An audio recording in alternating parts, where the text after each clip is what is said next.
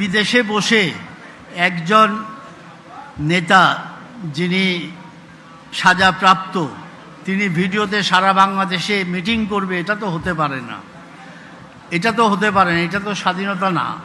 আর এই স্বাধীনতা যদি বাংলাদেশে থাকে, তো জেলখানাতেও রাজনীতি করার আপনারা অধিকার দিয়ে দেন, যে প্রতিটা জেলখানার লোকও রাজনীতি করতে পারবে। এই সন্ত্রাসী, এই জঙ্গি বাহিনীকে ধ্বংস করতে হবে। এই জন্য সবাইকে আমাদের ঐক্যবদ্ধ হইতে হবে। মেট্রো রেল নষ্ট করো, পদ্মা সেতু নষ্ট করো, যত অর্জন এই 15 বছর সব অর্জন ধ্বংস করে দাও, কিন্তু কোনো লাভ হবে না। আজকে শুধু শেখ হাসিনা একা না, শেখ হাসিনার সাথে 20 কোটি মানুষ আমরা সম্পৃক্ত।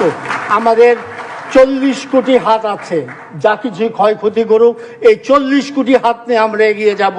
উনি আমাদের নেতৃত্ব দেবেন, ইনশাল্লাহ কোনো শক্তি আমাদের কোনো ক্ষতি করতে পারবে না। আমরা আমাদের নেতৃত্বের প্রতি আমাদের আস্থা আছে, বিশ্বাস আছে। ইনশাল্লাহ মৃত্যুর আগের দিন পর্যন্ত আমরা তার প্রতি আমাদের এই আস্থা বিশ্বাস, এবং মৃত্যুর পরেও তার প্রতি আমাদের আস্থা বিশ্বাস ইনশাল্লাহ থাকবে।